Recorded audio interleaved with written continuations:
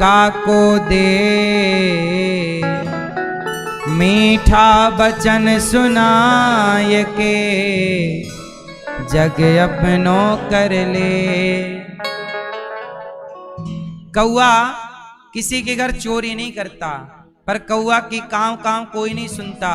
और कोयल किसी को पैसा नहीं देती, पर उसकी कू को सब लोग, कोयल की मिठास वाणी की सब सुनते हैं।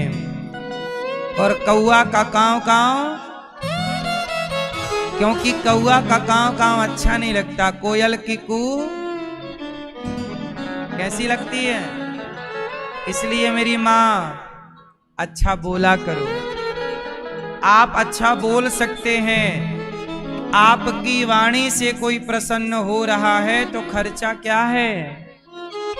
इसलिए अच्छा बोला करो।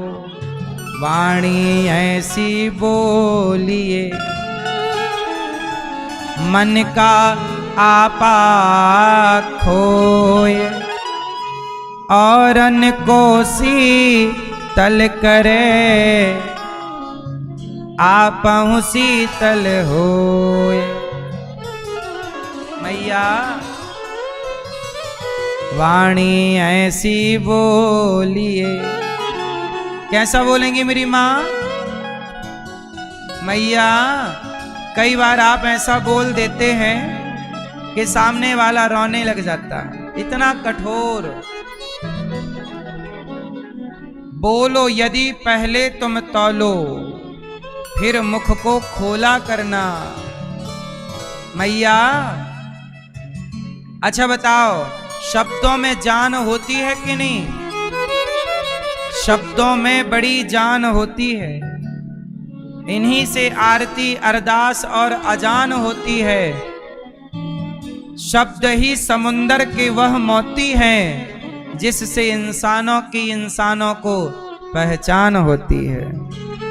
इसलिए मेरी माँ ये जब मुंह खोला करो, थोड़ा अच्छा बोला करो, कुछ भी नहीं। एक बात आपको बता दूं, बोले हुए शब्द कहते हैं तीर कमान से, और बात जवान से निकल गई तो फिर कभी वापस। आपने किसी का दिल दुखा दिया, बाद में आप सॉरी तो कह देंगे, पर जो बोलना था वो तो बोल ही दिया। इसलिए कहता हूं, बोलने के पहले मेरी माँ सोचा करो क्या बोल रहे हैं। मैया बोलने के पहले क्या करेंगे? हाँ, बोलो यदि पहले तुम तौलो फिर मुख को खोला करना। पुष्प नहीं बन सकते हैं तो कांटे बनकर मत रहना। यदि पुष्प नहीं बन सकते हम तो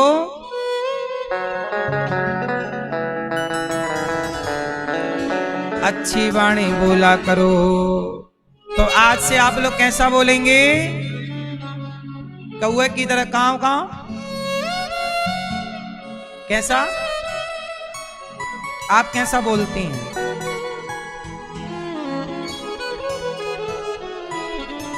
आप कैसा बोलती हैं? अच्छा, शादी हो गई आपकी? पति से अच्छा बोलती हो?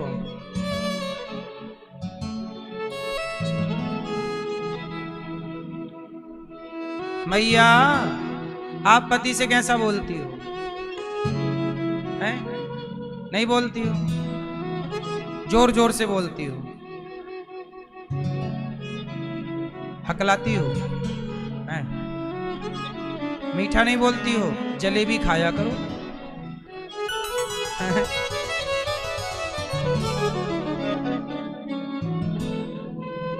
आप कैसा बोलती हो अपने पति से? पति, आपकी पत्नी कहाँ है? आपकी पत्नी कहाँ है? लाए हो आप पत्नी? लाए हो अपनी? आपसे पूछ रहे हैं, लाए हो? आप अपनी पत्नी से कैसा बोलते हो? कड़वा, मीठा? दादाजी आपकी पत्नी कहाँ है? कैसा बोलते हैं आप? हैं? कैसा? सही मीठा बोलते हैं?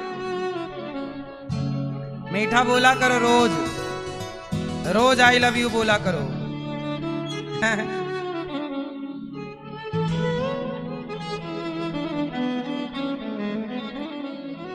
सुनो मैया, भैया, राज जी, ये पड़ोसन बुला रही, मैया बुला रही, आपको बुला रही है, आपको आपको हाँ हाँ सुन रहे, हमने बोला दिया, बोलो।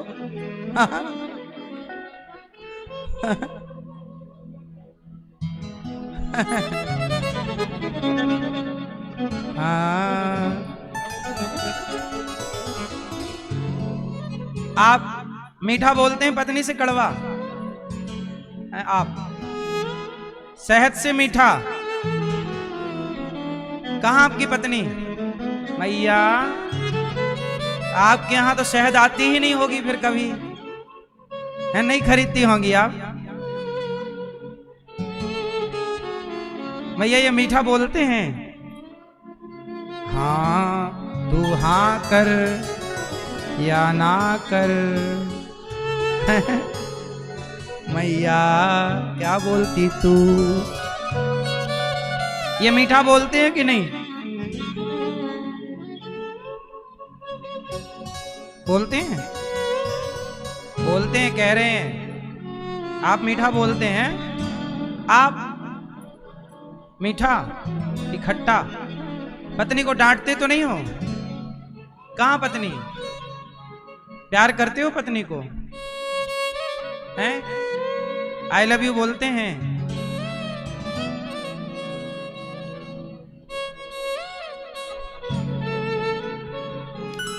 एक आई लव यू रोज बोलना चाहिए, पति को भी और पत्नी को भी। दादाजी आप बोलते हैं? सही बताओ, अब बोलना, क्या बोलेंगे? I love you. अब बोलना और क्या? हंसते हंसते कट जाए रस्ते, जिंदगी यूं ही चलती रहे। जिंदगी में जैसे खुशियां आए वैसा काम करना चाहिए। और हम कहते हैं उम्र कितनी भी हो पर प्रेम कम नहीं होना चाहिए। ना पुत्र का प्रेम कम हो अपनी माता से, ना पुत्र का प्रेम कम हो अपने पिता से, ना पति का प्रेम कम हो अपनी पत्नी से, ना पत्नी का प्रेम कम हो अपने पति से। उम्र बढ़ती जाए तो परिवार का प्रेम भी बढ़ना चाहिए, लेकिन उल्टा होता है। जैसे जैसे उम्र बढ़ती है वैसे वैसे बच्चों का प्रेम, माँ बाप का तो बच्चों के प्रति बढ़ता जाता है पर बच्चों का माँ बाप से घटता जाता है। पति का पत्नी से प्रेम कम होता जाता है, पत्नियों का भी पति से प्रेम कम होके बेटी से और बेटी के बेटे से प्रेम होता जाता। एक तो आप लोग ना ट्रांसफर कर लेती हो, बंटवारा। प्रेम 1 किलो ही था, पति से कर रही हैं 100 ग्राम और बेटी से कर रही हैं आधा किलो, और बेटी के बेटे से और 400 ग्राम, है ना? और पति बेचारा 100 ग्राम में निपट रहा है। और पुरुष भी अपना 1 किलो प्रेम, है ना? पुरुष का प्रेम बेटे से ज्यादा होता है और स्त्री का प्रेम बेटी से ज्यादा होता है। ये बात सही है कि गलत है? पुरुष का झुकाव हमेशा पुत्र की ओर होता है और स्त्री का झुकाव बेटी की ओर।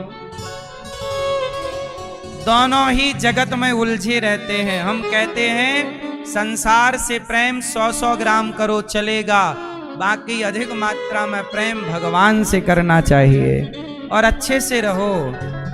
पति पत्नी दोनों खुश रहने चाहिए। जगत साथ नहीं देगा आपका, पर पति पत्नी तुम ही हो जो एक दूसरे का साथ देते रहोगे आखिरी तक, क्योंकि तुम दोनों के साथ रहना है। बेटा एक टाइम बाद साथ ना रहेगा, काम धाम के सिलसिले में जाएगा, पर तुम दोनों साथ हो, इसलिए तुम दोनों एक दूसरे को रोज 2-2 आई लव यू बोला करो, है ना दादाजी? आप बोलेंगे आज से? पक्का बोल के दिखाओ।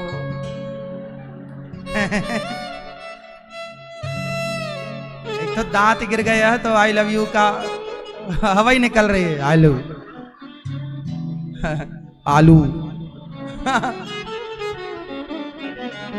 आई लव यू ठीक से नहीं बोला जा रहा। आलू भी शॉर्ट फॉर्म है। आई लव यू का शॉर्ट फॉर्म क्या है? आलू। आई लव यू का शॉर्ट फॉर्म आलू। तो आलू बोल दिया करो, आलू। लो हमारी मैया एडवांस फोन लगा के आई लव यू चालू हो गया। लो आई लव यू।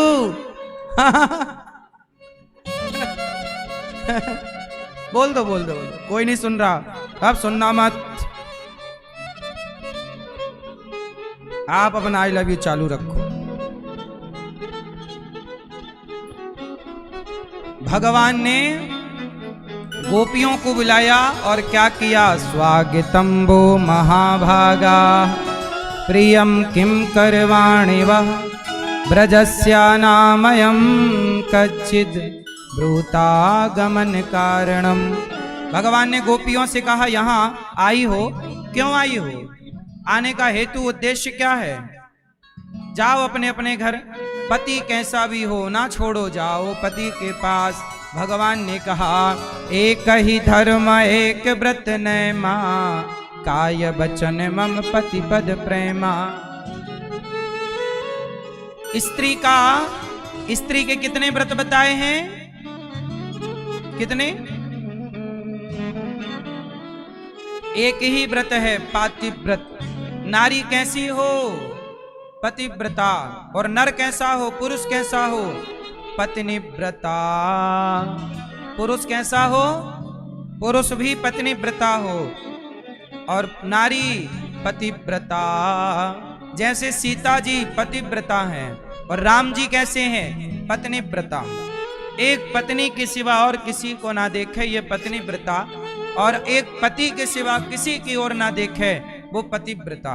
तो नारी कैसी होनी चाहिए? जोर से जोर से, पतिव्रता। और पुरुष पत्नीव्रता। तो आप दोनों का फर्ज है कि एक दूसरे का साथ निभाओ, रिश्तों में धोखा नहीं होना चाहिए।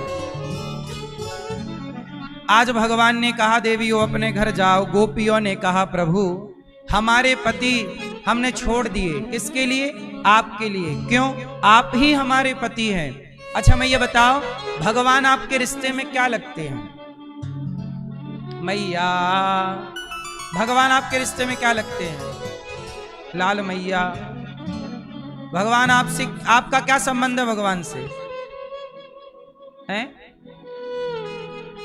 आप, भगवान आपके क्या लगते हैं? ये मैया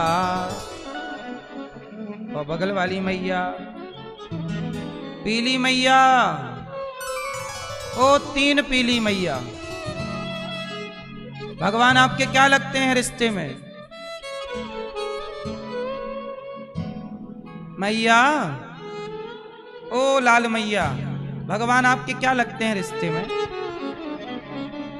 भगवान सबके कौन हैं? सबके तुम हो एक अगोचर, सबके प्राणपति स्वामी, सबके प्राणपति। किस विधि मिलूं दया मैं तुमको मैं कुमति। ओम जय जगदीश हरे। भगवान कौन है आपके? हम सबके प्राणों के तुम हो एक अगोचर। सबके प्राणों के सबके पति हैं भगवान। पुरुष के भी पति और स्त्री के भी पति। किसे कहते हैं आप लोग? पति किसे कहती हो आप लोग? कहती हो जो हमारे बच्चे का पिता है वही हमारा पति है। बच्चे के पिता से संबंध पति का तो है, पर पति किसे कहते हैं? पारक्षणे धातु से पति बनता है। जो रक्षा करे उसे पति कहते हैं। जैसे राष्ट्र की रक्षा करे तो राष्ट्रपति, सेना की रक्षा करे तो सेनापति, ऐसे ही हमारे प्राणों की रक्षा करने वाले को परमेश्वर प्राणपति कहते हैं। हम सबके पति रक्षा के अर्थ में। हम सबके रक्षक कौन? तो हमारे पति भगवान है। अब ये तो एक संबंध है ही प्राणपति, इसके बाद भी संबंध रख सकते हैं। मात पिता तुम मेरे। अब आप लोग पति का मतलब केवल आप जो पति का अर्थ समझते हो वो नहीं, यहां रक्षा के अर्थ में पति है। जो हमारे रक्षक हैं वो हमारे, जैसे राष्ट्रपति सेना की रक्षा करे तो सेनापति, राष्ट्र की रक्षा करे तो, ऐसे भगवान हम सबके पति हैं। ये तो एक अर्थ हो गया, सबका संबंध है। एक और संबंध, मात पिता तुम मेरे। शरण गहूं मैं किसकी, स्वामी शरण पढ़ूं मैं किसकी। तुम बिन और ना दूजा, प्रभु बिन और ना दूजा। आस करूं मैं किसकी। ओम जय जगदीश हरे। मैया भगवान हमारे त्वमेव माता च पिता त्वमेव, त्वमेव बन्धुश्च सखा त्वमेव, त्वमेव विद्या द्रविडं त्वमेव, त्वमेव सर्वं मम देव देव। क्या है भगवान हमारे? सब कुछ भगवान। भगवान ही हमारे सर्वम, सब कुछ आप हैं। सर्वम त्वमेव सर्वम मम देव। गोपियों ने कहा प्रभु हमारे पति तो जो हैं वो तस्वीर है, फोटो। अच्छा एक बात बताओ, एक पत्नी थी और एक पति था, दोनों में बड़ा प्रेम था। एक दिन क्या हुआ, पति को परदेश जाना पड़ा तो पत्नी बोली प्राणनाथ आप जा रहे हैं, हम आपके बिना कैसे रहेंगे। पति अपने एक फोटो देता है, पति अपना क्या देता है? एक फोटो, एक चित्र देता है। कहता है जब तक मैं नहीं आता तब तक तुम मेरे चित्र के साथ रहना, मैं जल्दी आ जाऊंगा। अब पत्नी ने तसल्ली की चलो फोटो ही सही, देखती रहूंगी, सहारा है। तो पति का फोटो पत्नी रखती, माला पहनाती, भोग लगाती और देखती रहती, पूजा करती पति की। एक दिन क्या हुआ, वो पति की फोटो की पूजा कर रही थी कि तब तक उसका कुछ महीनों के बाद सही वाला ओरिजिनल पति आ गया। और जब पति आया दरवाजे पे खड़ा, आवाज लगा रहा है भाग्यवान खोलो दरवाजा। अब पत्नी उस समय तस्वीर की पूजा कर रही थी। अब आप लोग बताओ कि वो क्या करे, वो फोटो की पूजा पूरी करे कि दरवाजा खोल के अपने असली पति से मिले? क्या करना चाहिए उसे?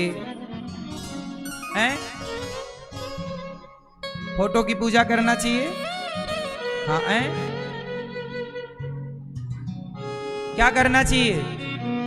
हैं? मैया क्या मैया बोल रही है फोटो की पूजा करनी चाहिए? नहीं,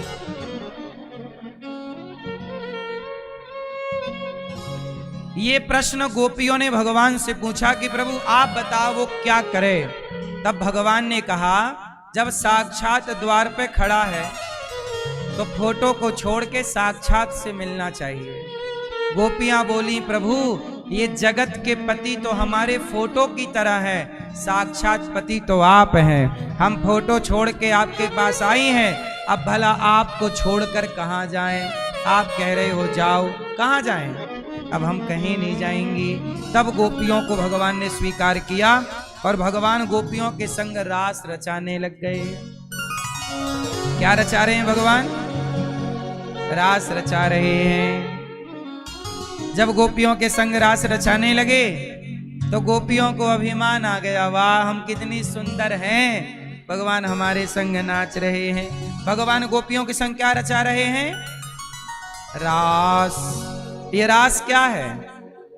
ये रास का मतलब है कि भगवान अपने भक्त से मिल रहे हैं। मिल रहे हैं जैसे माँ अपने बेटे से मिलती है तो माँ अपने बेटे को गले लगाकर, गालों को चूम करके, माथे को चूम कर माँ बेटे को लाड़ लड़ाती है। बेटा भले जवान हो जाए, बेटा भले 40 साल का हो जाए, पर माँ तो बेटे को गले लगाती है, गालों को चूमती है। ऐसे ही भगवान जब अपने भक्तों से मिलते हैं तो भक्त और भगवान के मिलन को रास कहते हैं। यही है रास, जहां भगवान गोपियों के मध्य रास रचाकर, तब अच्छा रास तो रचाए पर गोपियों को अभिमान आ गया, हम कितनी सुंदर हैं, देखो भगवान हमारे आगे पीछे डोल रहे हैं। समस्या जानते हो क्या है? जब तक आपको वस्तु नहीं मिलती तब तक आप उसकी कदर करते हैं, और जब मिल जाती है तो उसकी कदर, भगवान भी नहीं मिले तब तक कदर है। भगवान मिल जाएं तो गोपियों को अभिमान आ गया कि देखो जी हम सुंदर हैं इसलिए भगवान हमारे पीछे डोल रहे हैं। अरे सुंदरता के पीछे थोड़ी भगवान भागते हैं।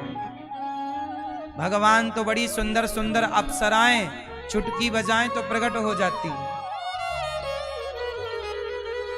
फिर पर सांसारिक जीव है, अभिमान तो आ ही जाता है। सोचिए अभिमान से गोपियां नहीं बच पाई तो हमारा और आपका बचना कितना कठिन है। किससे बचना कठिन है? मैया किससे बचना कठिन है? किससे? भगवान से नहीं, अभिमान से। आपने तो परिभाषा ही बदल दी, बोले भगवान से बचो।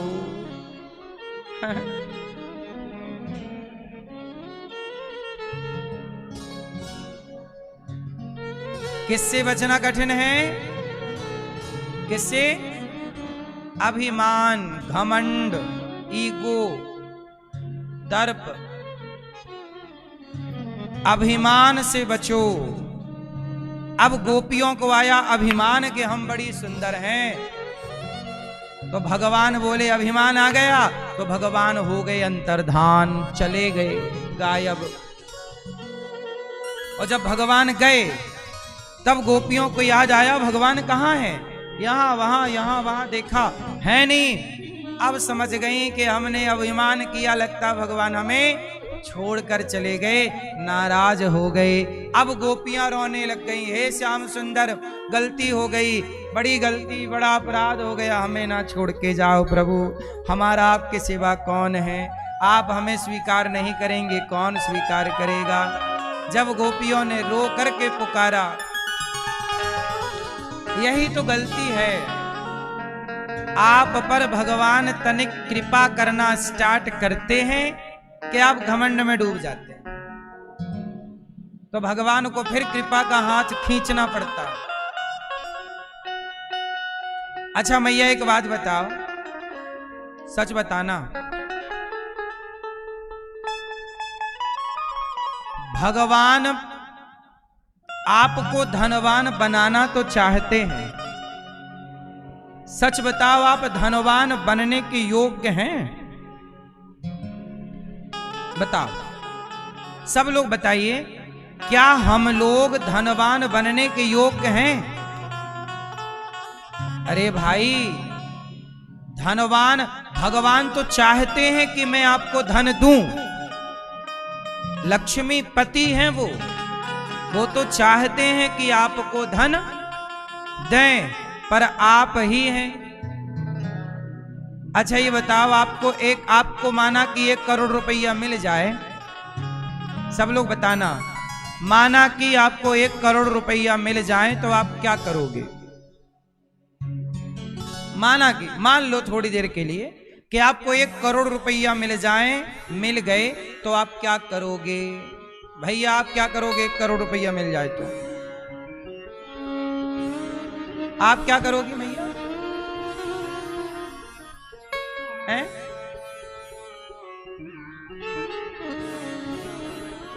क्या करेंगे आप सब लोग बताओ? हैं? आपको 1 करोड़ रुपया मिलेगा तो आप अपने पड़ोसियों से राम राम करना बंद कर देंगे।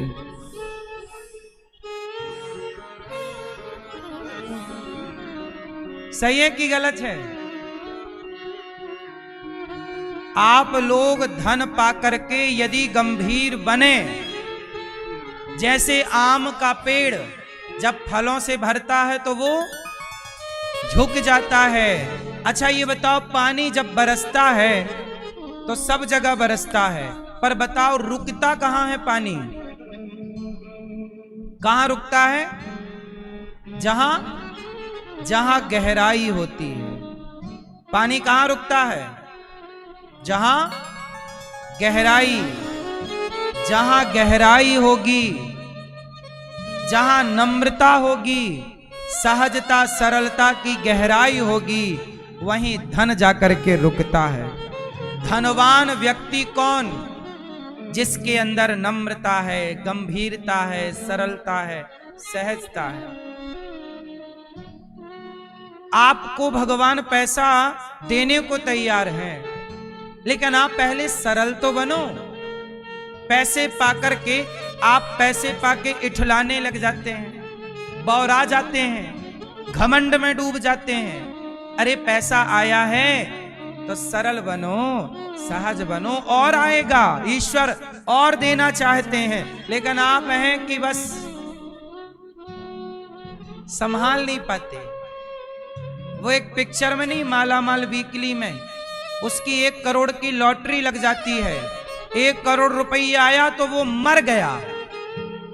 बोले पैसे की खुशी में क्या हुआ? मर गया। भगवान भी डरन के मारे आपको नहीं देते, कहीं मरू ना जाओ। ज्यादा देंगे कहीं आओ हार्ट अटैक ना आ जाएगा भाई। इतना पहले अब भगवान तैयार हैं आपको कई करोड़ देने के लिए, लेकिन आपके अंदर सरलता हो, बचाने की क्षमता हो। एक भाई साहब को पैसे मिले और पैसे मिले तो उन्होंने महंगी महंगी दारू पीनी शुरू कर दी। पहले पीते थे पौआ, अब पीने लगे 500 की बोतल। पैसा नहीं था तो नमक रोटी खा रहे थे, अब पैसा आ गया तो बकरा कटवा रहे हैं। पैसा नहीं था तो नमक रोटी चटनी रोटी खा रहे थे, पैसा आ गया तो बकरे कटवा रहे हैं। अब बताओ, इन्हें पैसा मिला तो, पर ये अपने पैसे से हत्या करा रहे हैं। बकरे की, मुर्गी की, मछली की, दारू पी रहे हैं, पराई औरत के संग घूमने लग गए। ये पैसे का यूज नहीं है। ऐसे में पैसा आ भी जाए, यदि आपको रातों रात खजाना मिल जाए, माना कि कोई लॉटरी इत्यादि लग भी जाए और आप पैसे वाले हो भी जाएं, तो वो पैसा 2-5 साल में ही खत्म हो जाएगा आपका। बोलो हाँ। इसलिए कहता हूं, पैसा पीढ़ी दर पीढ़ी किनका चलता है? बोलो। कुआं गहरा है इसलिए भरा है। जिसके अंदर गहराई होगी, नदियां उछली होती हैं सो बह जाता है। नदियों का पानी बह जाता है, कुएं का पानी भरा रहता है। क्यों? कुआं गहरा है। इसलिए थोड़ा आप गहरे बनो, बातों को, धन को पचाना सीखो। पैसा आए तो सरल रहो, राम राम सबसे करो, स्वभाव ना बदलो, अभिमान में ना चलो, अकड़ के ना चलो। जितना पैसा आता जाए उतने सरल होते चलो, सहज होते चलो, लोगों की इज्जत करते चलो। धनवान हो तो लोगों की मदद करते चलो, हेल्प करते चलो। अब आप देखो ना, लोगों के पास पैसा आता है तो 1-1 लाख रुपया के कुत्ते ले आते हैं। बोलो हाँ। पैसा आए तो 1 लाख रुपया का कुत्ता ले आए। अब मैडम उसी को टहला रही है, चल मेरे शेरू चल, उसी को पार्क में घुमा रही, उसी की पट्टी उठा उठा के सूंघ रही है, उसी की पट्टी फेंक रही। बताओ, पढ़े लिखे लोग, पैसे आए, सच बताओ, पढ़े लिखे लोग कुत्ते की पट्टी उठा रहे हैं कि नहीं? ये बात सही है कि गलत है? और हम जैसे अनपढ़ लोग गाय माता की सेवा कर रहे हैं, वृद्ध माओं की सेवा कर रहे हैं, लंगर सेवा कर रहे हैं, गुरुकुल में बच्चों को पढ़ा रहे हैं। हम कुत्ते का भी सम्मान करते हैं। गौरी गोपाल में कितने कुत्ते, नित्य यहाँ पर कुत्ते बिल्ली रहती हैं। हम सबको, बिल्लियों को दूध भी रखते हैं, कुत्ते की जो रोटी से सेवा हो जाए, पानी से करते रहते हैं। पर हम ये जानते हैं ना कि किसका स्थान कहां है। आप लोग ये भूल गए कि किसका स्थान कहां है। अच्छा ये बताओ, कुत्ता और गाय एक बराबर हैं कि अलग अलग हैं? जोर से। कुत्ता और गाय एक हैं कि अलग अलग हैं? अब कुछ लोग पढ़े लिखे कहते हैं दोनों एक ही तो हैं, दोनों जानवर हैं। ऐसा लोग कहते हैं कि कुत्ता भी जानवर है, कुत्ता भी जीव है और गाय भी जीव है। ऐसा लोग कहते हैं और उनका कहना गलत नहीं है, क्योंकि वो लोग समझते, शास्त्रों को पढ़ा नहीं, धर्म को जाना नहीं। बाहर की किताबें पढ़ने से नॉलेज नहीं होता, हाँ या ना?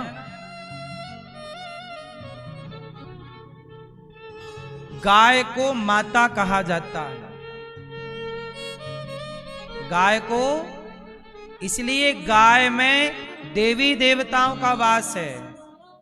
गाय का जीव की दृष्टि में हमारे सनातन में कुत्ते की भी रोटी निकालनी चाहिए आखिरी, पहली गाय की। पर गाय का स्थान पहले नंबर पे है। गाय के बने दूध के खीर को हवन में डाला जाता है। गाय के घी की ही आहुतियां होती हैं, स्वाहा स्वाहा। कोई भी यज्ञ होगा तो गौ घृत से ही होगा। इसलिए गाय का स्थान अलग है। जैसे इंसान सारे हैं, आप भी तो इंसान हो और मोदी जी भी इंसान है, पर मोदी जी का स्थान अलग है और आप लोगों का स्थान, बोलो क्या दोनों का स्थान एक हो जाएगा? कर दो फिर एक, करके दिखाओ। बोलो। राष्ट्रपति का स्थान, जैसे हमारी द्रौपदी मैया वर्तमान में राष्ट्रपति हैं, और ये आप भी तो यहां मैया बैठी हो। द्रौपदी मैया से कुछ कम उम्र की भी मैया यहां है, कुछ ज्यादा उम्र की मैया भी यहां है। वो राष्ट्रपति हैं, आप भी तो महिला हो, वो भी महिला हैं और आप भी महिला हो, पर उनका पद अलग है, आपका पद, दोनों का पद एक सा, बोलो एक सा हो जाएगा जब जब यहाँ की व्यवस्थाओं में सबके पद अलग अलग हैं, तो ईश्वर की व्यवस्था में कुत्ते का पद अलग है और गाय का पद अलग है। गाय और कुत्ता एक, जबकि दोनों जीव हैं। तो आप सवाल करो कि दोनों जीव हैं तो दोनों में अंतर क्यों? वैसे ही अंतर है जैसे राष्ट्रपति भी मनुष्य हैं और आप भी मनुष्य हैं, पर दोनों में अंतर है। आपकी बात पुलिस वाला नहीं सुनता, आपकी बात पड़ोसी नहीं सुनता, और द्रौपदी मैया की बात पूरा भारत एक आवाज में सब हो जाए, क्योंकि वो पद की गरिमा है। बोलो हाँ। इसलिए गाय माता है, उसे माता के भाव से देखो, और कुत्ता है उसे कुत्ते के भाव से देखो, उसका भी इज्जत करो। हम ये नहीं कहते लात मारो, हम ये नहीं कहते किसी जीव को लात मारो, सम्मान सबका होना चाहिए। पर बराबरी की जो बातें आप करते हैं, जीव की दृष्टि से सांप को भी दूध पिलाओ। हमारे सनातन में तो सांप को भी उसको में नाग पंचमी में दूध पिलाते हैं। सबका सम्मान है, चूहे का सम्मान, हमारे यहाँ उल्लू का भी सम्मान है। लक्ष्मी जी का वाहन उल्लू है, उल्लू का भी आदर है, गरुण जी का भी आदर है, पक्षी पशु सबका हमारे यहाँ मछली का आदर है। मछली भगवान का अवतार माना जाता है, मत्स्य अवतार। कछुए का सम्मान है, कच्छप अवतार। हम लोग भगवान की दृष्टि से देखते हैं, कछुआ है भगवान है, मछली है भगवान है। बोलो हाँ। इसलिए आपसे बस इतनी सी बात है कि आप लोग अभिमान ना करें। पानी कहां ठहरता है? बरसता सब जगह, कहां रुकता? गहराई में। आपके पास भी धन रुकेगा कब? जब आपके अंदर गहराई होगी, समझदारी होगी, सरलता होगी, सहजता होगी। चार पैसे पाके अकड़ जाते हो। नदियां दो तरह की होती हैं। नदियां कितने तरह की? दो तरह की। कौन कौन सी? एक नदी है जो गंगा जी है, और एक नदी है जो आपके गांव में अगल बगल है। उन नदियों में जरा सा पानी आ जाए बारिश का, तो नदियां नदियों के अंदर नहीं रहती, नदियां गांव में घुसती हैं। आपके घर में घुस के कहेगी नदी मैं आ गई, फिर आप कहोगे बाढ़ आ गई, ए नदी तू घर तक आ गई। फिर नदी आएगी, आपके सोफे पे बैठेगी, आपके चूल्हे में घुसेगी। ये क्षुद्र नदी है। तुलसीदास जी कहते हैं क्षुद्र नदी जल भरी तो राई। अच्छा ये बताओ, नदियों में ज्यादा पानी है कि समुद्र में? जोर से। समुद्र यदि आपके घर में घुसना चाहे तो घुस सकता है कि नहीं? बोलो जोर से। आज तक घुसा? और नदियां हर साल घुसती हैं। बोलो हाँ। छोटा व्यक्ति जो होता है वो अपनी मर्यादा में नहीं रहता। नदी के दो पाट हैं, वो दो पाटों की मर्यादा में उस मर्यादा को तोड़ के घर में घुसती है। पानी कम है फिर भी घुस रही, और समुद्र में पानी ज्यादा फिर भी नहीं घुस रहा। क्यों? क्योंकि समुद्र में गहराई है, समुद्र में गंभीरता है। ये उदाहरण आपके लिए है कि जो गंभीर व्यक्ति होगा वो कितना भी धन होने के बाद भी गंभीर ही रहेगा। ये तो छोटे छोटे टुच्चे लोग होते हैं कि जरा पैसा आया तो घमंड में चलने लग गए, दूसरों को अकड़ दिखाने लग गए, दूसरों को नुकसान पहुंचाने लग गए, बेवजह दारू का खर्चा करने लग गए, पत्नी को मारने लग गए, भाई से संबंध। पैसा नहीं आया था तो एक थाली में खाते थे दोनों भैया, और पैसा आया तो दोनों एक दूसरे के दुश्मन हो गए। बोलो हाँ, सही है गलत है? पैसा कमाना अच्छी बात है, पर पैसा कमा के यदि आप गहरे हैं तब अच्छा है। यदि पैसे पाके आप उथले हैं तो वह पैसा आपको आपका नाश कर देगा। इसलिए ईश्वर तैयार हैं आपको देने के लिए। पहले आपको क्या बनना होगा? गहरे होना होगा। पात्र बनिए, पात्र। गंभीर बनिए, सहज बनिए, सरल बनिए, सबको हाथ जोड़ के बात करिए, भैया राम राम, बहन राम राम। ये नहीं कि पैसे आ गए तो आप तेरी तरफ नहीं देखेंगे, ये नहीं। क्यों मैया, मुंह मोड़ लेती हो आप कई बार पैसे पाके, सही है ना? आप नहीं मोड़ती हो, आपके पास है पैसा, है, अच्छा है।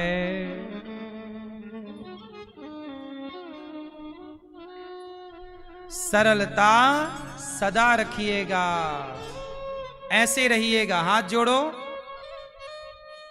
कितना भी धन आए, ये मुद्रा होनी चाहिए। क्या होनी चाहिए? जब भी बात करो किसी से, छोटा है तो भी हाथ जोड़ लो, बड़ा है तो भी हाथ जोड़ लो। हाथ जोड़ के जो काम हो सकता है ना, वो हाथ उठा के नहीं हो सकता। सही है गलत है? इसलिए इस तरह से रहा करो। हमारे आचार्यों ने, हमारे गुरुजनों ने ऐसे सिखाया है, बेटा सदा ऐसे रहो। कैसे रहोगे? ऐसे रहो, झुके रहो। हमारे आचार्य चरण सिखाते हैं ऐसे सरल। छोटा हो तो भी हम ऐसी, हम छोटे बच्चे से भी ऐसी बात करें, भैया कैसे हो, कि हम क्या सेवा करें आपकी, हम ऐसी बात करते हैं सबसे। देखा कि नहीं आपने? ऐसे किस बात की अकड़ रखें हम, ये बताओ। आप किस बात की अकड़ रखते हो, ये बताओ। अकड़ हमेशा मूर्ख व्यक्ति में होती है। मूर्ख व्यक्ति में क्या होती है? अकड़। समझदार व्यक्ति अकड़ेगा नहीं। समझदार तो जानता है, मैं जानता हूं कि मैं एक दिन राख हो जाऊंगा, मैं अकड़ कैसी? आप जानते नहीं हैं कि आप राख हो जाएंगे, इसलिए आप अकड़ते हैं। मैं अपनी औकात जानता हूं, आप जानते हैं कि नहीं?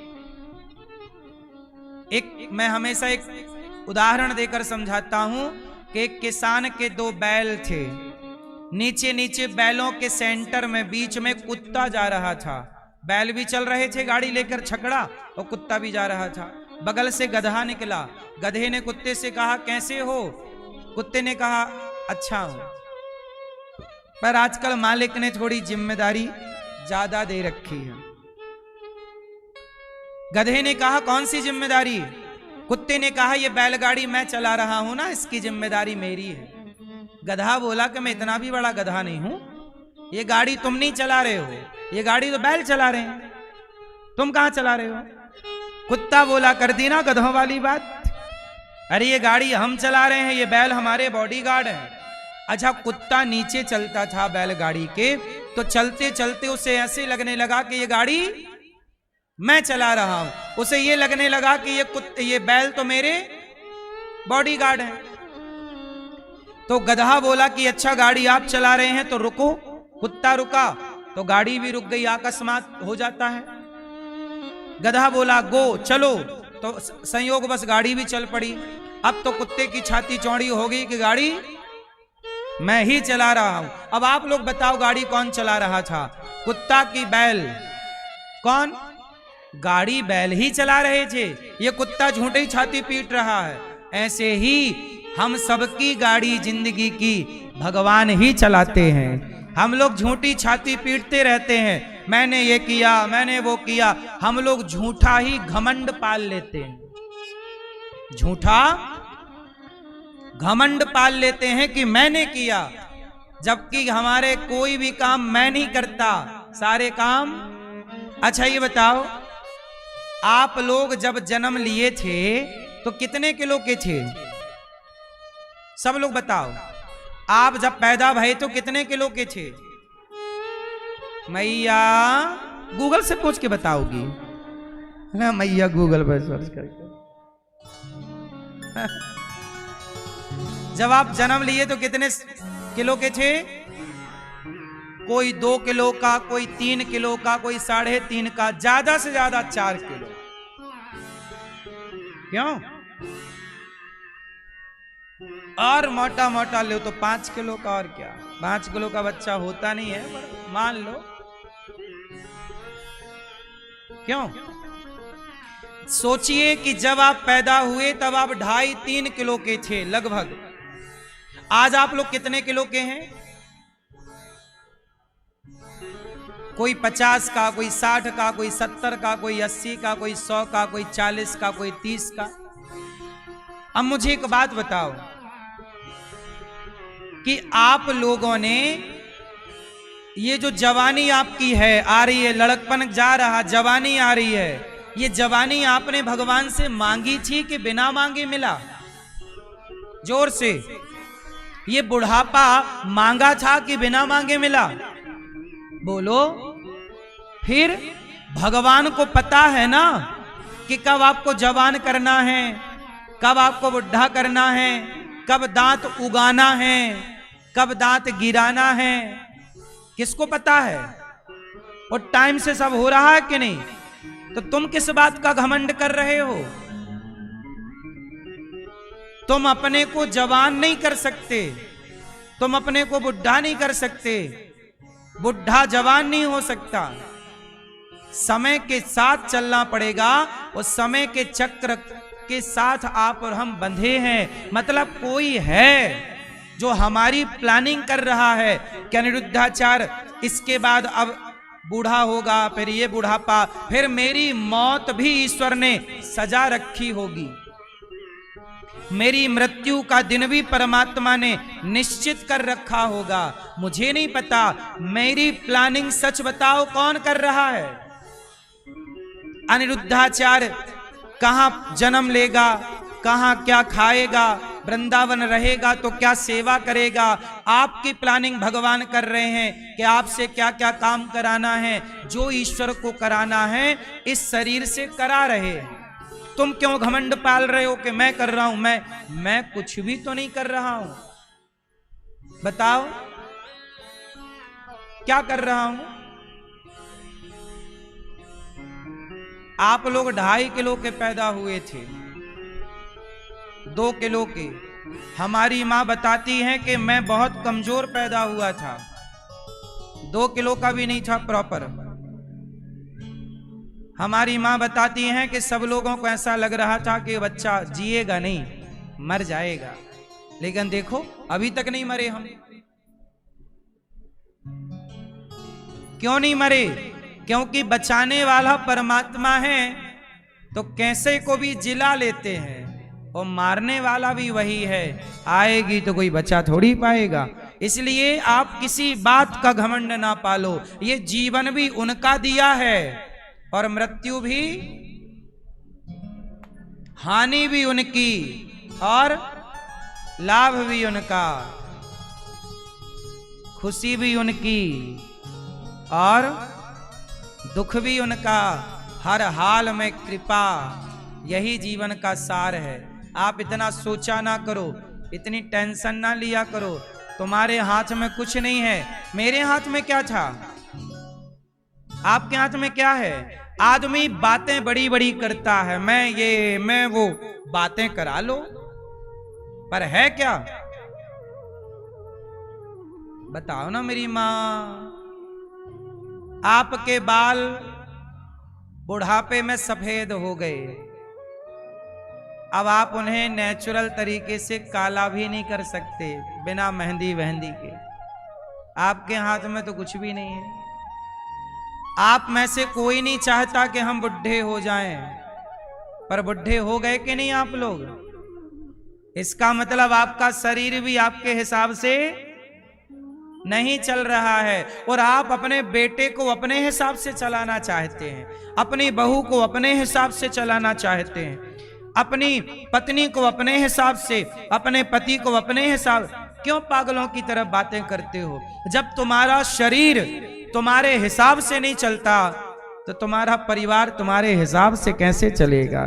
तुम भगवान के हिसाब से चल लो ना भैया।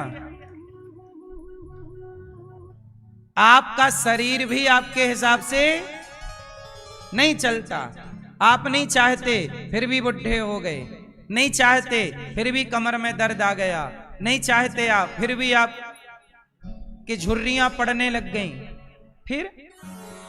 और आप, इसलिए कहता हूं जगत को अपने हिसाब से ना चलाओ, हम स्वयं भगवान के हिसाब से चलें। प्रभु आप चलाओ।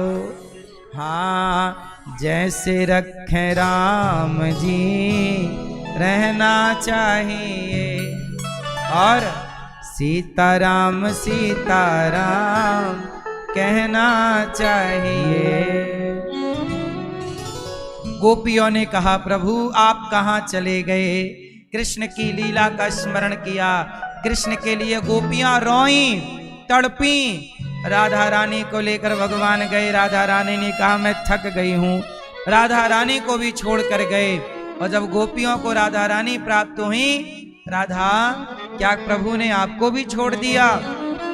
सारी गोपियों ने मिलकर के गीत गाया जिसका नाम है गोपी गीत। गोपियों ने गाया जयति तेधिकं जन्मना ब्रजः श्रयत इंदिरा शाश्वदात्रहि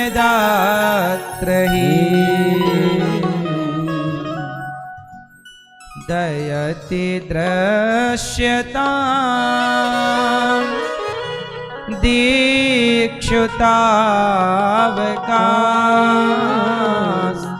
त्वयि धृतास त्वां विचिन्वते।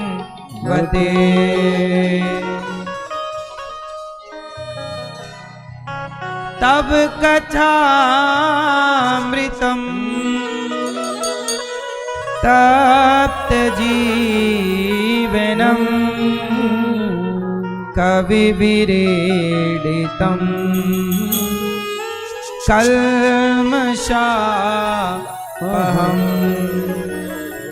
श्रवणमङ्गलम्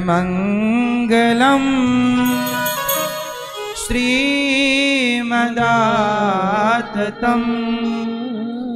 भुवि गृह्णन्ति ते भूरिदा जना। गोपियां कहती हैं अधिकम जयति जन्मना ब्रज। हे श्याम सुंदर, जब से आपका जन्म इस ब्रजमंडल में हुआ है तब से आपकी अधिकम जयति जय जयकार आपकी अधिक होने लगी है। हे श्याम सुंदर, आप नहीं आओगे हम मर जाएंगी। देखो गोपियां भगवान से कैसी प्रार्थना कर। ये गोपी गीत क्या है? भगवान को बुलाने की एक प्रार्थना। गोपियां कहती हैं हे श्याम सुंदर, आपके सिवा हमारा कौन है? आप भी नहीं सुनेंगे हमारी पुकार, तो बताइए हमारी पुकार प्रभु कौन सुनेगा? जब गोपियों ने ऐसी दीन, अच्छा याद रखना भगवान प्रार्थना से जल्दी मिलते हैं, प्रसन्न होते हैं। इसलिए आप लोग अपनी एक छोटी छोटी प्रार्थनाएं भगवान को सुनाया करो। प्रार्थना किसे कहते हैं? मन के भाव को कहते हैं। जैसे एक छोटी सी प्रार्थना आप ऐसे कह सकते हैं। कैसे करना है? आप मेरे साथ हाथ जोड़ करके कह सकते हैं, बोलो हे नाथ, हे प्रभु, हे श्रीमन्नारायण, हे श्याम सुंदर, आपके सिवा हमारा कोई नहीं है। हे प्रभु, आप ही इस जीवन का सहारा है। हे नाथ, आप नहीं सुनेंगे तो हमारी पुकार कौन सुनेगा?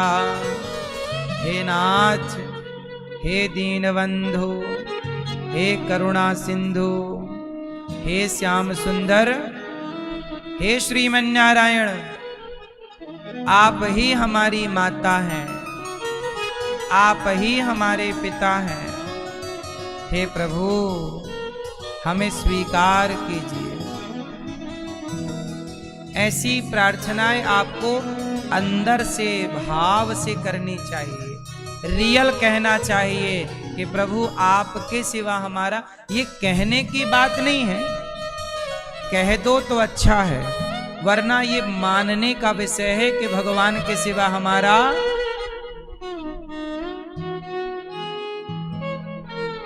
हाँ।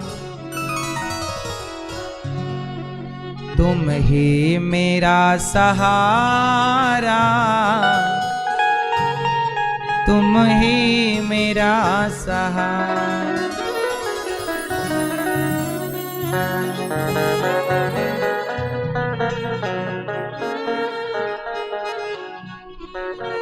हम पर कृपा करो प्रभु, हम पर कृपा करो।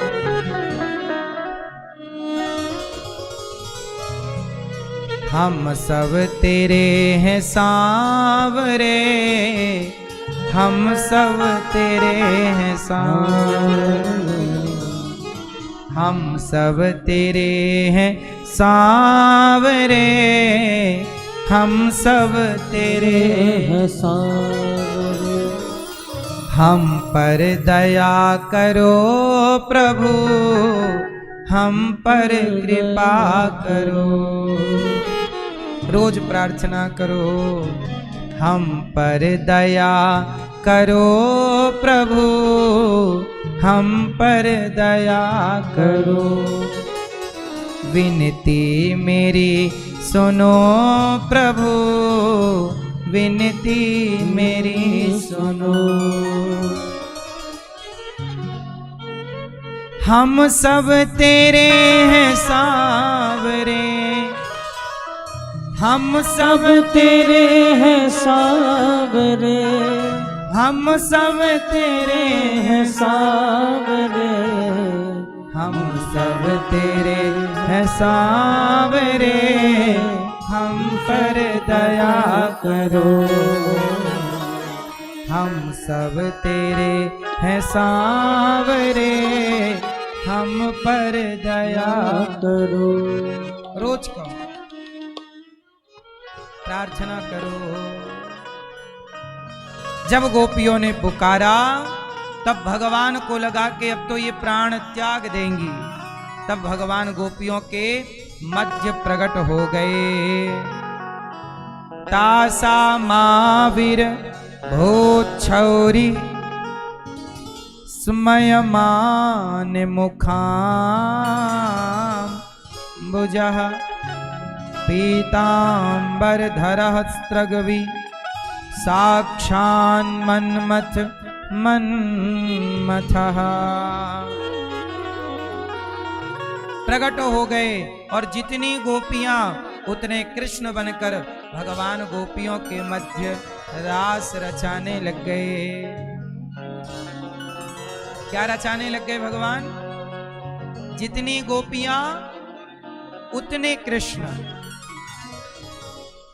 ये गोपियां सामान्य नहीं हैं, वेद की ऋचाएं हैं, ये सब भक्त हैं। और इन गोपियों के आज जो कृष्ण हैं, जितनी गोपी उतने कृष्ण। ये रास है। इस रास का रहस्य ना जानने वाले लोग इस रास लीला को कैरेक्टर ढीला से जोड़ देते हैं, क्योंकि रास का रहस्य नहीं जानते। परमात्मा की दिव्य लीला को लोगों ने कैरेक्टर ढीला से जोड़ दिया। इसलिए भगवान की कथा को गलत व्यक्ति सुने तो भगवान को भी गलत दृष्टि से देखता। इसलिए कहते हैं कि कथा शास्त्र सुनने समझने के अधिकारी भी सब नहीं होते। भगवान की कथा सुनने के अधिकारी भी सब क्यों नहीं होते? अच्छा बताओ, ज्ञान के अधिकारी सब हैं कि नहीं? जोर से, जोर से। ज्ञान के अधिकारी सब हैं कि नहीं? जोर से सब हैं। तो फिर ईरान को अमेरिका परमाणु काहे नहीं बनाने दे रहा है? इसी बात का तो युद्ध चल रहा है कि तू परमाणु नहीं बनाएगा, क्योंकि पाकिस्तान ने परमाणु बना लिए। अब वो रोज धमकी देता है पटक दूंगा।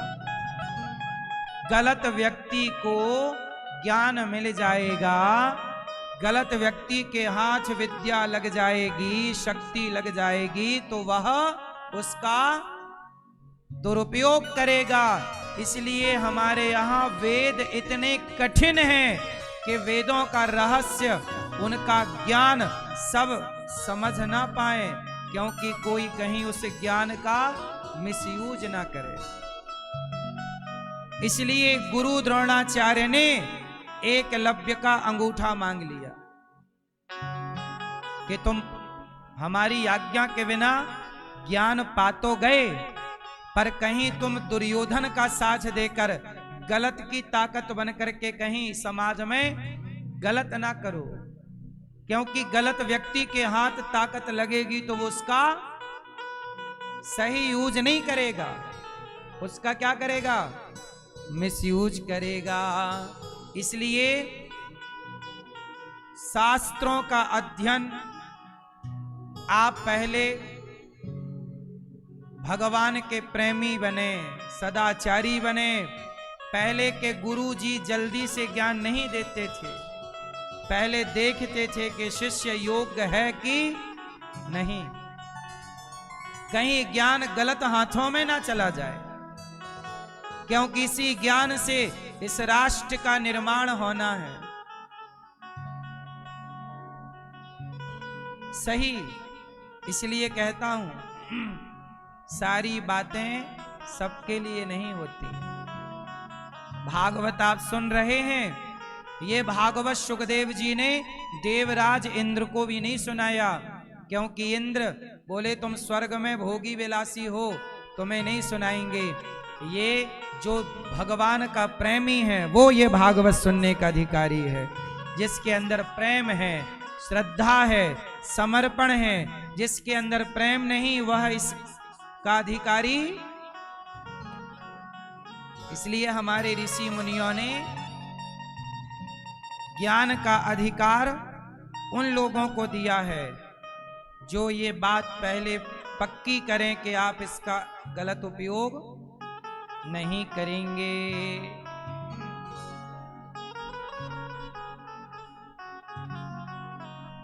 आज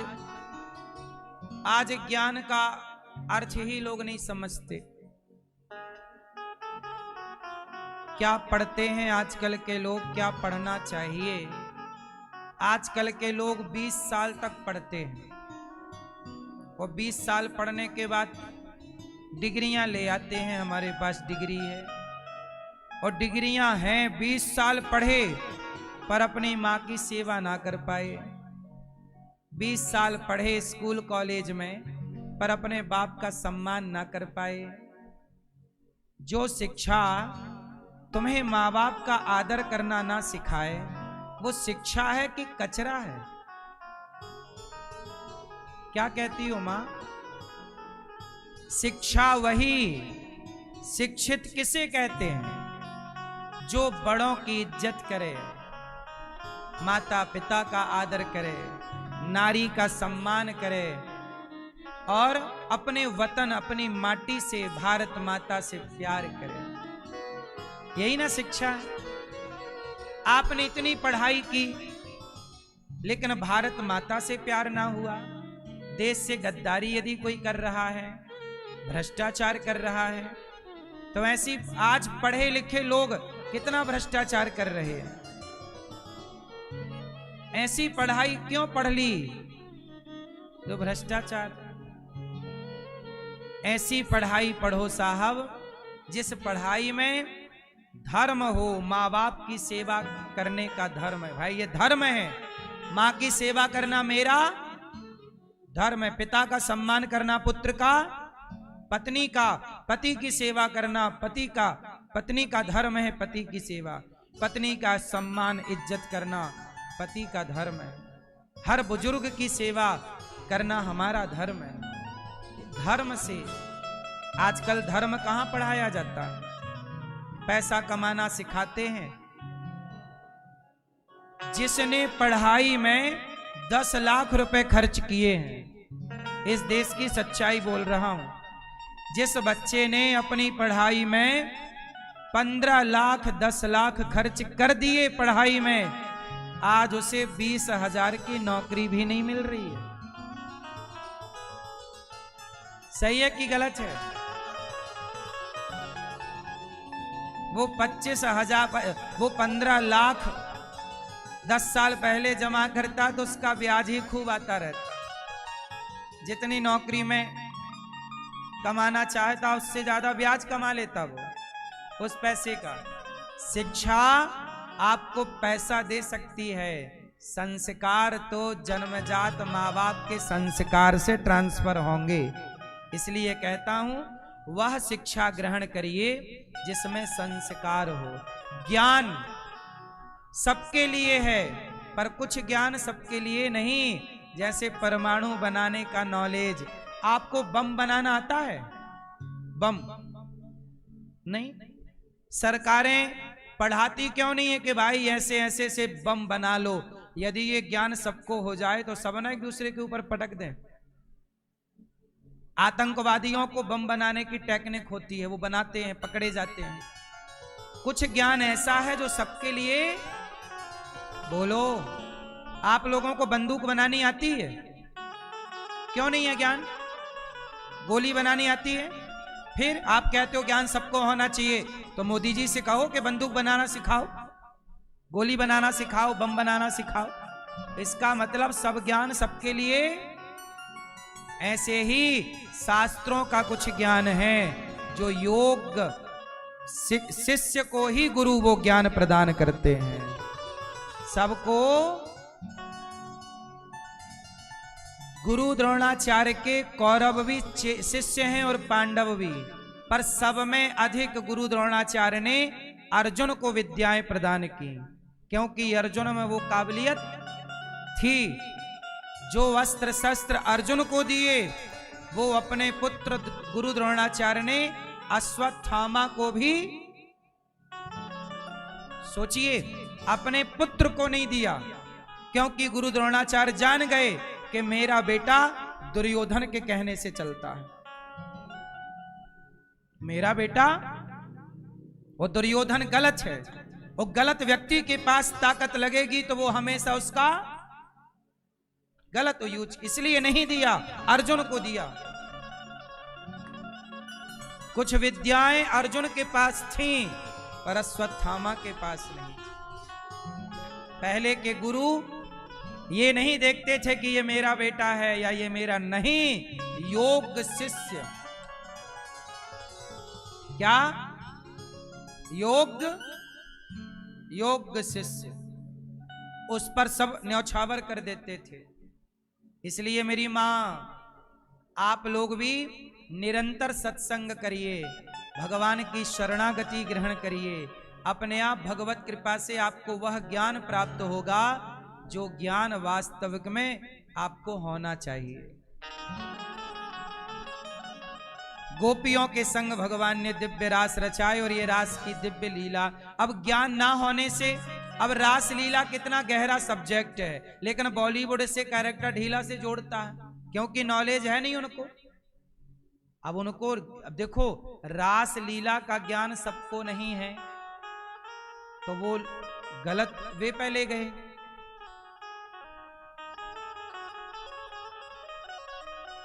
सुदर्शन शंखचूड़ नाम के दैत्य का उद्धार किया गया, युगल गीत गोपियों ने गाया, अरिष्टासुर का उद्धार भगवान ने किया। दिव्य रास आज भी ठाकुर जी का चल रहा। भगवान ने केसी और व्योमासुर नाम के दुष्ट को मारा। फिर अक्रूर जी भगवान को लेने के लिए आए और अक्रूर जी भगवान को लेकर के कहां चले? मथुरा। जब मथुरा चले तो गोपियां रास्ते पे आकर रथ के आगे लेट गई, कन्हैया हमें छोड़ कर ना जाओ, हम रहेंगे कैसे तुम्हारे बिना। कन्हैया बोले बस 2 दिन में मैं वापस आ जाऊंगा। 2 दिन का कहकर भगवान चले गए। गोपियां रास्ता निहारती रहीं, निहारती रहीं, निहारती। जब भगवान मथुरा पहुंचे तो धोबी पर कृपा करी, दर्जी और सुदामा नाम के माली पर कृपा करी। मथुरा में कंस की दासी का नाम था कुब्जा। क्या नाम था?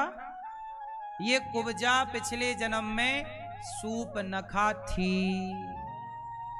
ये कौन थी? आप जानती हो मैया सूपनखा को? मैया आप सूपनखा को जानती हो? क्यों, आपके पड़ोस में रहती थी क्या? नहीं, नहीं आप कह रहे जानती हूं, मिली हो एक आध बार? नहीं?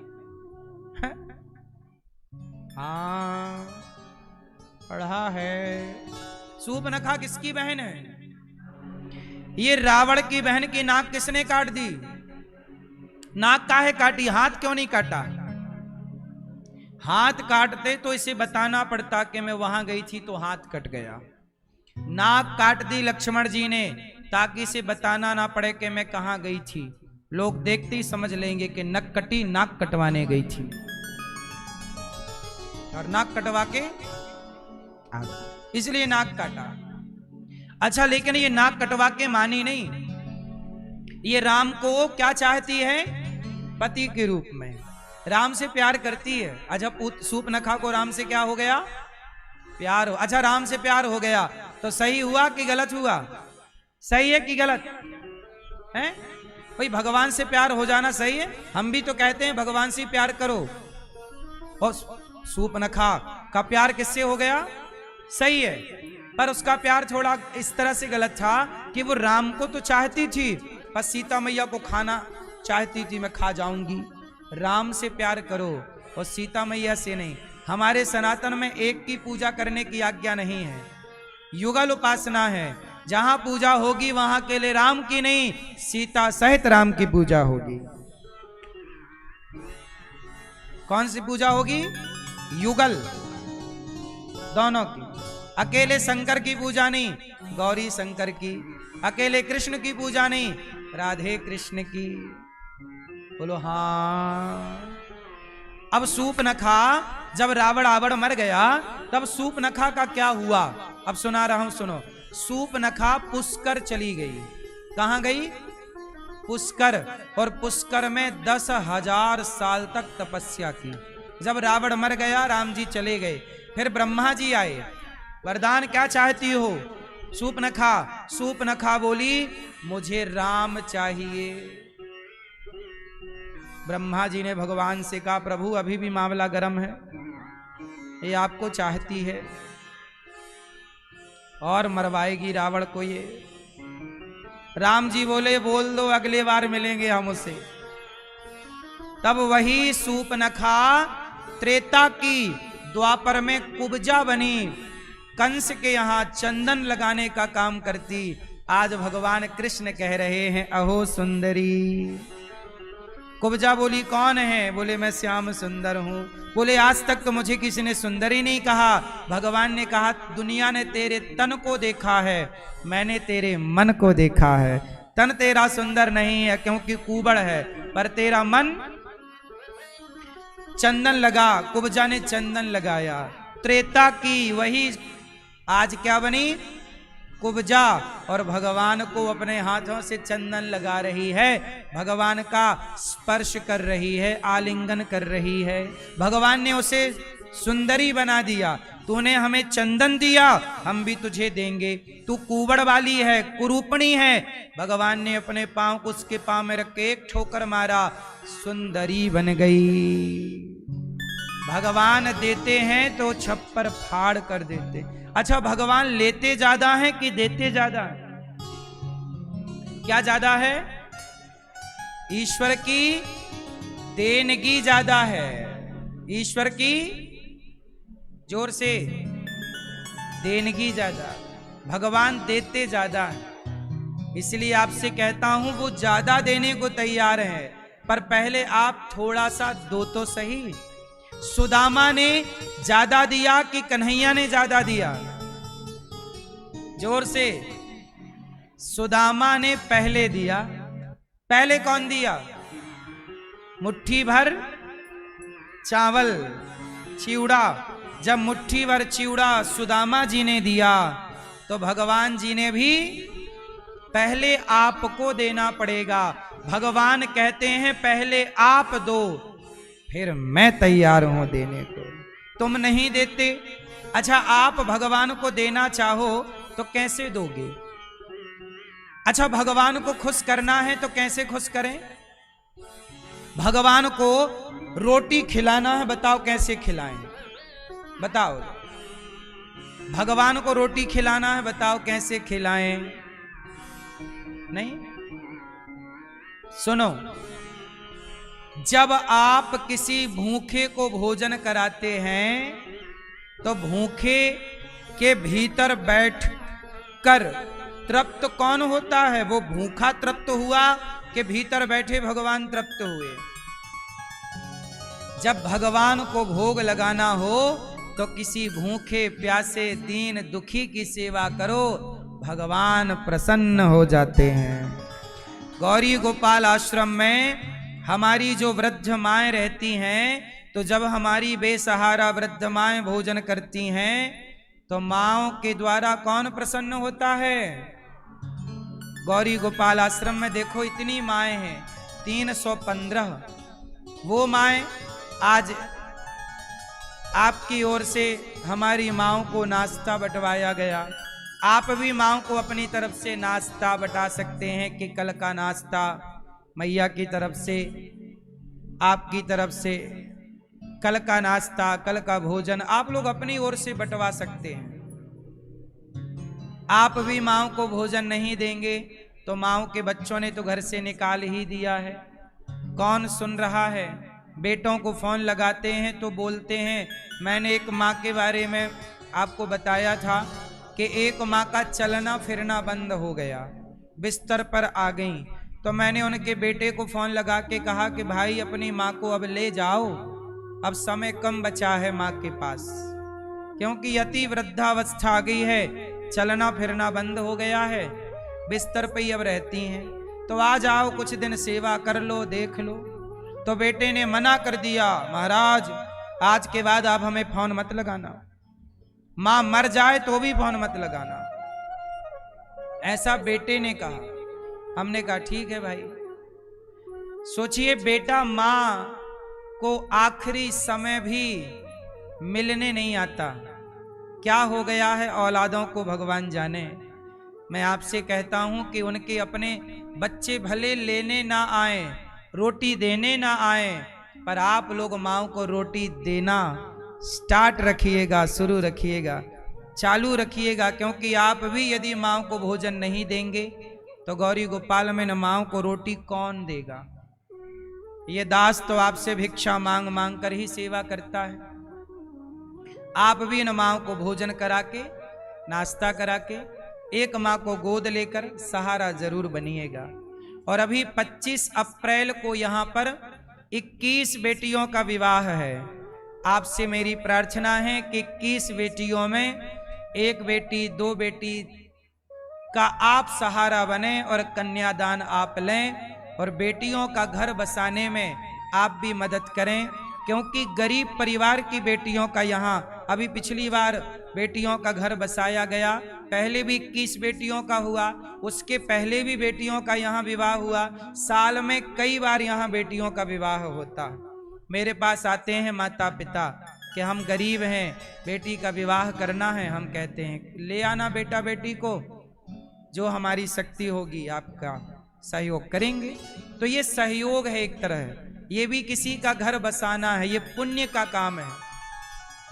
तो आप भी इन बेटियों के विवाह में, यहाँ जब बेटियों का विवाह होता है तो उन्हें मंगलसूत्र, पायल, बिछिया, सोना चांदी, कूलर, पलंग, सिलाई मशीन, बेड, गद्दे, तकिया, चादर, बर्तन, और जो एक भाई एक दे सकता है बहन को, वो देने का प्रयास है। आप भी सहयोग जो बने करिएगा जरूर, हम किसी के काम आए इससे बड़ा क्या है। तो एक दो बेटी का आप भी विवाह में सहभागी बनिएगा। साची गौरी गोपाल गौशाला में यहाँ पर भूसे का सीजन चालू है। आपसे मेरी प्रार्थना है कि एक ट्रॉली भूसा आप अपनी ओर से गौ माता के लिए दे सकते हैं, क्योंकि साल भर के लिए हम लोग भूसे का स्टॉक करते हैं। एक ट्रॉली भूसा आता है गाय के लिए, साल भर के लिए स्टॉक होता है, क्योंकि हर समय तो भूसा मिलता नहीं है। भूसा केवल 15 दिन 20 दिन का सीजन आता है। इस बार तो पानी गिर गया है तो भूसा हल्का सा सांवला पड़ गया है, लेकिन अब क्या करें, जैसा मिल रहा है वैसे ही रखना पड़ता है। पर ठीक है, सूखा हुआ है, अच्छा है, खा रही है गौ माता। तो आप भी एक ट्रॉली भूसा जरूर दें और आप भी गाय के लिए सोचें जरूर। गौदान करना है तो आप गौरी गोपाल में गौदान भी कर सकते हैं। गाय को चारा भूसा का सहयोग, अपने बेटा बेटी के नाम से भी गाय की सेवा जरूर करनी चाहिए। गौरी गोपाल आश्रम में गुरुकुल है, लगभग यहाँ 150 बच्चे पढ़ते हैं। सोचिए, एक अनिरुद्धाचार्य भगवान की कृपा से इतनी सेवा करता है। वृद्ध माओं की सेवा, विद्यार्थियों की सेवा, गौ सेवा, यहाँ अखंड रसोई चलती है, संतों की सेवा, अब गुरुकुल की सेवा है। हमें एक विद्यालय भी बना रहे हैं 1 से लेकर 12वीं तक, CBSE बोर्ड, जहां बच्चे निःशुल्क कक्षा 1 से लेकर 12वीं तक पढ़ेंगे। आपसे मेरी प्रार्थना है कि आप भी गौरी गोपाल गुरुकुल में आप जरूर साथ दीजिए और गौरी गोपाल गुरुकुल का जो विद्यालय का निर्माण होने वाला है उसमें साथ दीजिएगा, जहां बच्चों को निःशुल्क शिक्षा दी जाएगी। गौरी गोपाल आश्रम में हजारों संत आते हैं, भोजन करते हैं। संतों को भोजन करवाइए कि कल का भोजन आपकी तरफ से होगा। संतों को अन्नदान करा सकते हैं तो जरूर कराइए। आप भी संतों को भोजन दीजिएगा। थोड़ा थोड़ा अन्नदान आप कीजिए, आपके सहयोग से संतों को भोजन मिलता है। यहाँ पर अखंड रसोई चलती है, 30,000 लोग पर डे भोजन करते हैं। आप भी थोड़ा थोड़ा भोजन का दान जरूर करिए। गौरी गोपाल की रसोई कितने लोगों ने प्राप्त की? भोजन अच्छा था कि नहीं? आप भी थोड़ा थोड़ा भोजन करिएगा, थोड़ा कराइए कि मैं किसी को भोजन, अन्नदान। जब किसी साधु का पेट आप भरते हैं तो साधु तृप्त नहीं होते, साधु के भीतर बैठे भगवान तृप्त होते हैं। वृंदावन में ये अखंड रसोई और जो साधु संतों का भोजन चलता है ना, फुटपाथ के तमाम साधु संत आकर यहाँ भोजन करते हैं। कुछ भक्तों ने सहारा बनकर के हाथ बढ़ाए हैं, सहयोग के हाथ आगे किए हैं। आओ ऐसे दानवीर महापुरुषों के नाम श्रवण करें जिन्होंने धन को धर्म से जोड़ा है। आपको भी ईश्वर ने कुछ देने के योग्य बनाया है तो अवश्य अपने आप को इन सेवाओं से जोड़िए जरूर। बोलिए सदगुरुदेव भगवान की। संपस्थित सभी श्रद्धालु जनों को जय श्री कृष्णा। चैनल के माध्यम से घर बैठकर कथा का रसपान कर रहे आप सभी श्रद्धालु जनों को जय श्री कृष्णा। व्यासपीठासीन सेवा की प्रतिमूर्ति पूज्य श्री महाराज जी के चरणों में कोटसा नमन वंदन। आप सभी ने अभी श्रवण किया कि किस प्रकार श्रीधाम वृंदावन में गौरी गोपाल आश्रम में वर्षों से सेवा प्रकल्प चलाई जा रही हैं। सैकड़ों वृद्ध माताओं की सेवा, हजारों साधु संतों को भोजन का कार्य, ऐसे बहुत सारी सेवा प्रकल्प आप सब दर्शन भी कर पा रहे हैं। ऐसे कुछ महानुभावों ने अपना सहयोग इन सेवा प्रकल्पों तक पहुंचाया है, उनके नाम श्रवण करते हैं। आप भी संकल्प लें किसी न किसी सेवा से आप अपने आप को अवश्य जोड़ें।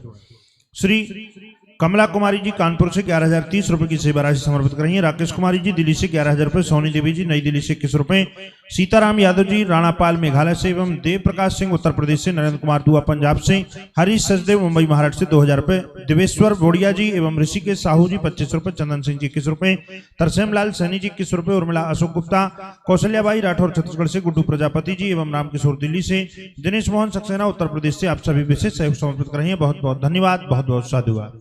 आप सभी दानदाताओं के लिए बहुत बहुत धन्यवाद। आप सभी दानदाताओं के लिए बिहारी जी से प्रार्थना है कि आप सभी दानदाताओं के घर मां भगवती लक्ष्मी की कृपा बनी रहे। ऐसी पावन पुरी सेवाओं से आप अपने आप को जोड़े रखें।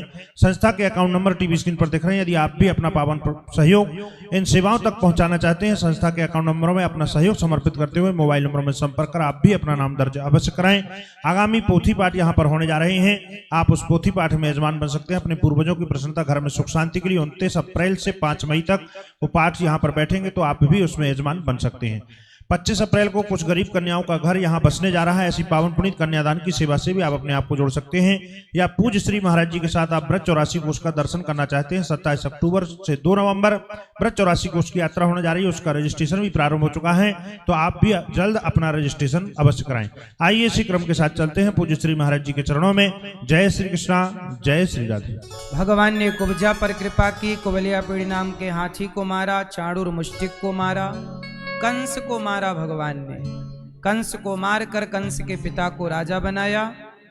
और इसके बाद भगवान पढ़ने के लिए उज्जैन गए। उज्जैन से पढ़कर आए। ब्रजमंडल उद्धव जी को भेजा। प्रेम में डूबकर उद्धव जी आए। उद्धव चरित्र कल विस्तार से कहेंगे आपको। कुब्जा के घर, अक्रूर के घर भगवान जी गए, अक्रूर जी के घर। और जरासंध से भगवान ने 17 बार युद्ध करके उसे पराजित किया। 18वीं बार द्वारिका का निर्माण कराया। मुचकुंद के द्वारा कालयवन को भस्म कराया। और भगवान द्वारिकाधीश कहलाए। बोलिए द्वारिकाधीश भगवान की जय। बलराम जी का विवाह मां भगवती रेवती से संपन्न हुआ। और कुंडनपुर की राजकुमारी माता रुक्मणी जी प्रेम पत्र लिख रही हैं भगवान के लिए। और पूजा करने का कात्यायनी माँ का जब आई, तो भगवान ने जब सुना तो दारुक को तैयार करके वायु के वेग से दौड़े। कहा रुक्मणी अम्बा ने, श्रुत्वा गुणान् भुवन सुंदर शृण्वतां ते, निर्विश्य कर्ण विवरैर्हरतोऽङ्गतापम्, रूपं दृशां दृशिमता मकिलार्चलाभम्, त्वय्यच्युता विशति चित्रमपत्रपं मे।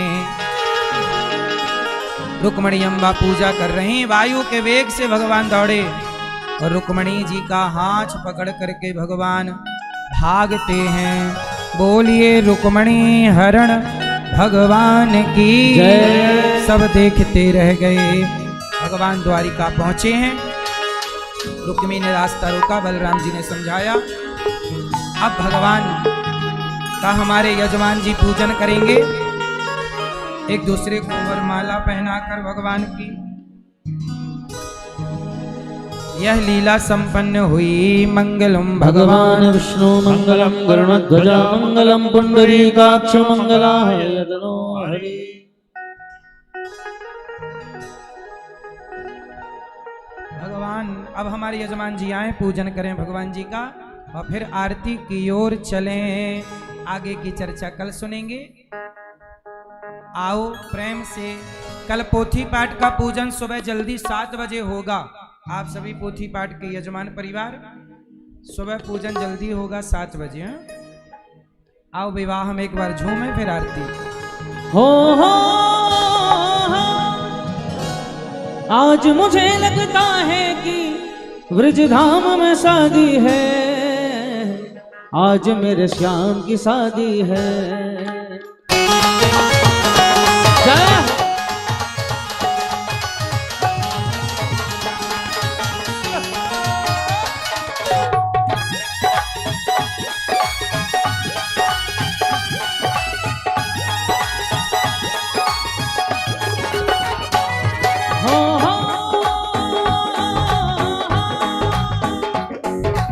आज मुझे लगता है कि ब्रजधाम में शादी है, आज मेरे श्याम की शादी है, आज मेरे श्याम की शादी है। श्याम की शादी है, मेरे नंदलाल की शादी है। हाँ श्याम की शादी है, मेरे घनश्याम की शादी है। आज मेरे श्याम की शादी है, आज मेरे श्याम की शादी है। जय हो। जय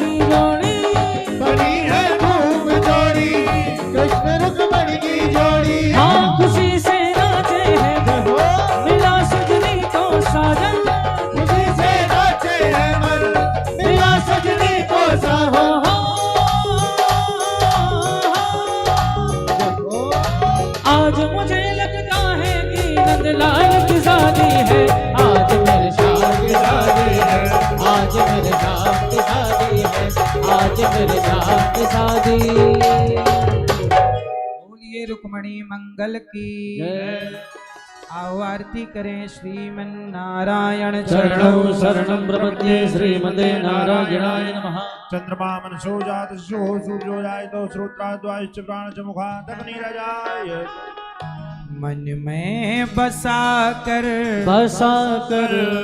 तेरी मूर्ति उतारूं मैं गिरधर तेरी आरती बसा कर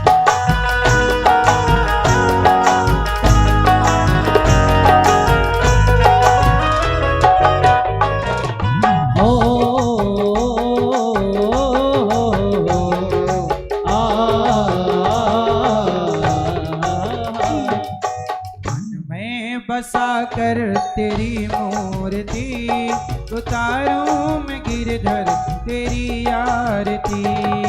मन में बसा कर तेरी मूर्ति उतारूं मैं गिरधर तेरी आरती। मन में बसा कर तेरी मूर्ति उतारूं मैं गिरधर तेरी आरती।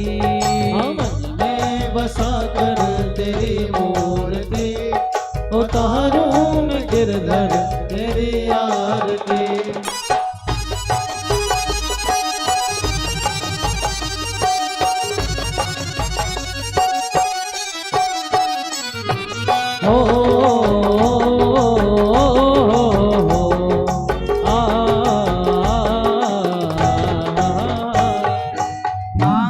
तुझसे क्या मैं यही सोचूं भगवन, जिंदगी जब तेरे नाम कर दी अर्पण। मांगो तुझसे क्या मैं यही सोचूं भगवन, जिंदगी जब तेरे नाम कर दी अर्पण। सब कुछ तेरा कुछ नहीं मेरा, सब कुछ तेरा कुछ नहीं मेरा। चिंता है तुझको प्रभु संसार की। मैं बसा कर तेरी मूर्ति उतारूं मैं गिरधर तेरी आरती।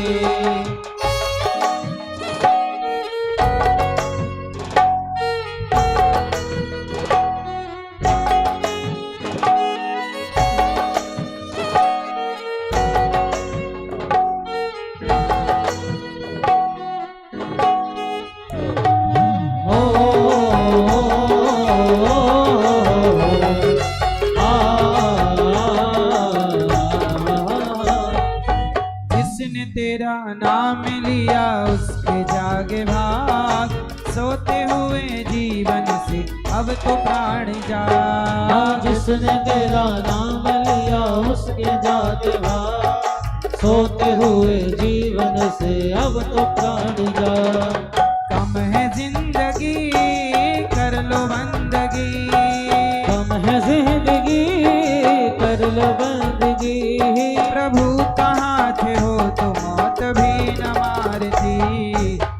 मैं बसा कर तेरी मूर्ति उतारूं मैं गिरधर तेरी आरती। वेद तेरी महिमा गाएं संत करें ध्यान, नारद गुण गान करें छेड़ वीणा तान। वेद तेरी महिमा गाए संत करे ध्यान, नारद गुण गान करे छेड़ वीणा तान। भक्त तेरे द्वार करते हैं पुकार, भक्त तेरे द्वार करते हैं पुकार। दास अनिरुद्ध तेरी गाए आरती। मैं बसा कर तेरी मूर्ति उतारूं मैं गिरधर तेरी आरती। मन में बसा कर तेरी मूर्ति उतारूं मैं गिरधर तेरी आरती। कर्पूर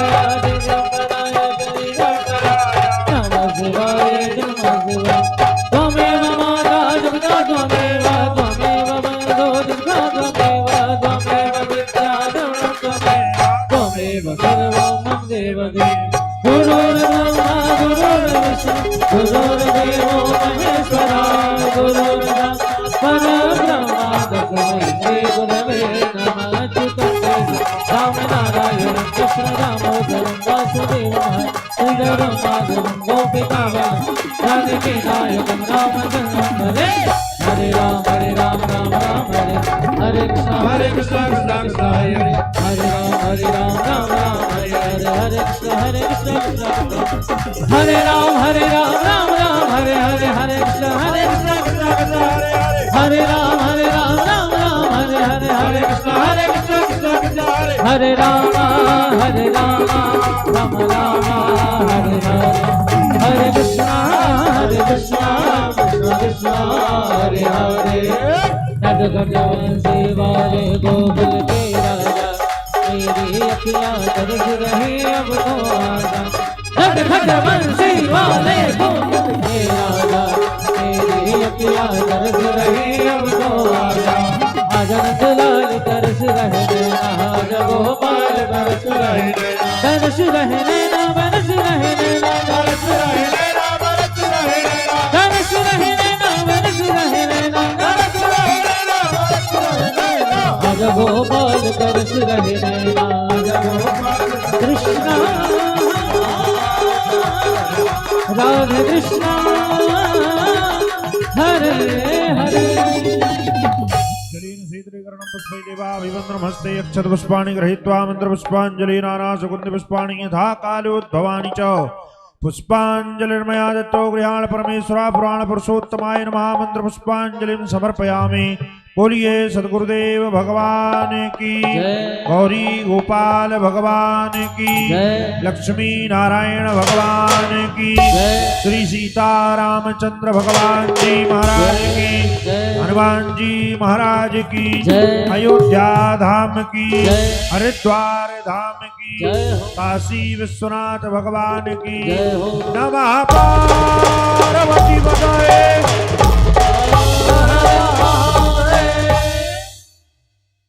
जिनको मिलना है ऊपर मंदिर में चलिए, अभी थोड़ी देर बाद प्रश्नोत्तरी होगी।